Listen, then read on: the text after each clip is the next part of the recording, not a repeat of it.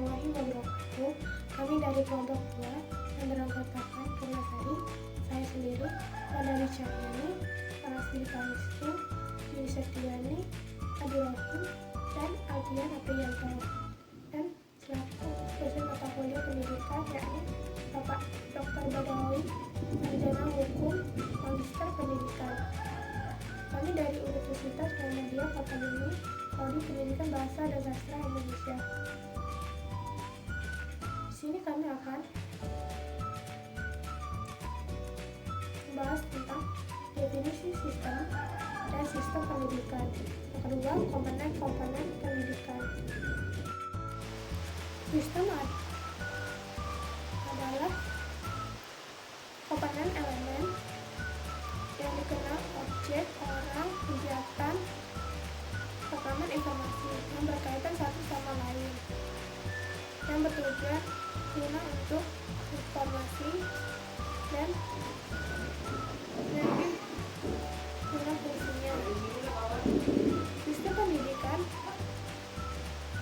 memiliki komponen yang saling berkaitan, merupakan satu kesatuan dan memiliki tujuan. Pendidikan dari suatu sistem dipandang oleh dua sisi. Yang pertama, sistem mikro dan makro. Pendidikan sistem mikro memiliki bagian seperti pendidikan, bahan, tujuan, proses, hasil, feedback, dan pendidikan serta didik. Pendidikan secara makro menyangkut pendidikan terdiri dari beberapa komponen secara luas, yakni satu, masukan input yang terdiri dari sistem nilai dan masukan. Yang kedua, sumber daya manusia. Ketiga, instrumental. Yang keempat, sarana. Yang kedua, komponen proses, yaitu berkaitan dengan segala sesuatu pembelajaran sekolah, baik di sekolah maupun di luar sekolah. Assalamualaikum warahmatullahi wabarakatuh. Perkenalkan, nama saya Rara Swidi Pangestu, Prodi Pendidikan Bahasa dan Sastra Indonesia dengan NIM 208821029. Dari kelompok 3 ingin mempresentasikan materi landasan dasar pendidikan. Yang ketiga, keluaran atau output. Hasil yang diperoleh pendidikan bukan hanya terbentuknya pribadi lulusan atau peserta didik yang memiliki sikap dan keterampilan sesuai dengan yang diharapkan dan tujuan yang ingin dicapai. Namun keluar juga mencakup semua hal yang dihasilkan oleh garapan pendidikan berupa kemampuan peserta didik. Human Behaviora PH Koms 1968.78 mengemukakan komponen pendidikan seperti berikut. Yang pertama, tujuan dan prioritas. Tujuan dan prioritas fungsinya mengarahkan kegiatan sistem. Hal ini merupakan informasi tentang apa yang hendak dicapai oleh sistem pendidikan. Yang kedua, peserta didik. Peserta didik fungsinya adalah belajar. Diharapkan peserta didik mengalami perubahan tingkah laku sesuai yang diharapkan. Yang ketiga, manajemen atau pengeluaran. Fungsinya mengkoordinasikan, mengarahkan, dan menilai sistem pendidikan. Komponen ini bersumber pada sistem nilai dan cita-cita yang merupakan informasi tentang pola kemampuan dalam pengelolaan sistem pendidikan. Yang keempat adalah struktur dan jadwal waktu. Fungsinya mengatur pembagian waktu dan kegiatan. Yang kelima adalah isi dan badan pengajar. Fungsinya untuk menggambarkan luas dan dalamnya bahan belajar yang harus dikuasai peserta didik. Yang keenam adalah guru dan pelaksana. Fungsinya menyediakan bahan belajar dan menyelenggarakan proses belajar untuk peserta didik. Assalamualaikum warahmatullahi wabarakatuh. Perkenalkan, nama saya Wandani Cahyani. Di sini saya ingin menjelaskan tentang 12 komponen pendidikan. Menurut PHKOMS, ia mengemukakan ada 12 komponen pendidikan, yaitu yang pertama adalah tujuan dan prioritas yang berfungsi untuk mengarahkan kegiatan sistem agar dapat dicapai oleh sistem pendidikan dan urutan pelaksanaannya. Yang kedua, peserta didik. Salah satu tujuan umum pendidikan ialah diharapkan peserta didik dapat mengalami proses perubahan tingkah laku. Yang ketiga, manajemen dan pengelolaan yang berfungsi untuk mengkoordinasi, mengarahkan, dan menilai sistem pendidikan. Yang keempat, struktur dan jadwal waktu yang berfungsi untuk mengatur serta membagi waktu dalam kegiatan kependidikan. Yang kelima, yaitu isi dan bahasa pengajaran untuk berfungsi sebagai gambaran untuk peserta didik dalam bahan pembelajaran yang harus dikuasai. Yang keenam, yaitu guru dan pelaksana yang berfungsi sebagai penyedia dan penyelenggara bahan pelajaran dan proses belajar untuk peserta didik.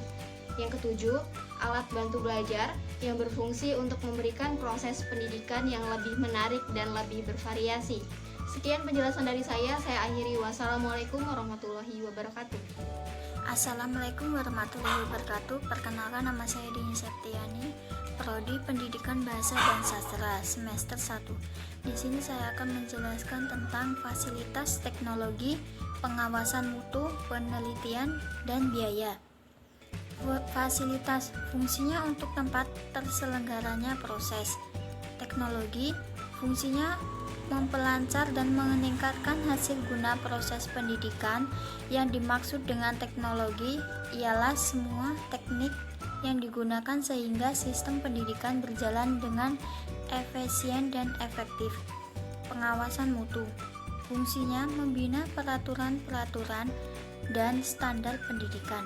Penelitian fungsinya untuk memperbaiki dan mengembangkan ilmu pengetahuan dan penampilan sistem pendidikan. Biaya fungsinya melancarkan proses pendidikan dan menjadi petunjuk tentang tingkat efisien sistem pendidikan. Wassalamualaikum warahmatullahi wabarakatuh. Saya akan melanjutkan materi pendidikan sampai Animal Edukandus.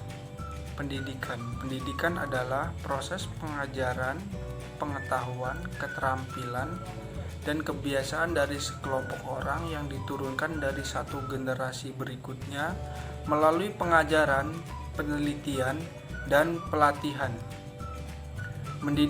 Mendidik adalah usaha untuk mengantarkan anak didik secara kedewasaan baik jasmani dan rohani. Animal Educandum secara bahasa berarti manusia merupakan hewan yang dapat dididik dan harus mendapatkan pendidikan. Animal Educandus adalah manusia adalah makhluk yang mendidik. Assalamualaikum warahmatullahi wabarakatuh. Perkenalkan, nama saya Adi Rohim, saya dari Prodi PPSI Pendidikan Bahasa dan Sastra Indonesia semester 1. Di sini saya akan melanjutkan materi pembelajaran landasan pendidikan. Trendsetter, pihak yang besar mempengaruhi gaya hidup seseorang. Peserta didik adalah anggota masyarakat yang berusaha mengembangkan potensi diri melalui proses pembelajaran pada jalur pendidikan, baik pendidikan formal maupun pendidikan non formal, pada jenjang pendidikan jenis pendidikan tertentu. Pendidik ialah orang-orang yang bertanggung jawab terhadap perkembangan anak didik dengan mengupayakan perkembangan seluruh potensi anak didik, baik potensi efektif, potensi kognitif maupun potensi psikomotorik. Interaksi edukatif, hubungan timbal balik antara pendidik dengan peserta didik merupakan interaksi edukatif, yakni interaksi yang dengan sadar meletakkan tujuan untuk mengubah tingkah laku dan perbuatan seseorang. Lingkungan pendidikan dapat diartikan sebagai pendidikan sebagai faktor lingkungan yang berpengaruh terhadap praktek pendidikan. Sistem berasal dari bahasa Latin system dan bahasa Yunani systema, adalah suatu kesatuan yang terdiri komponen atau elemen yang dihubungkan bersama untuk memudahkan aliran informasi materi atau energi untuk mencapai sesuatu. Terima kasih. Wassalamualaikum warahmatullahi wabarakatuh.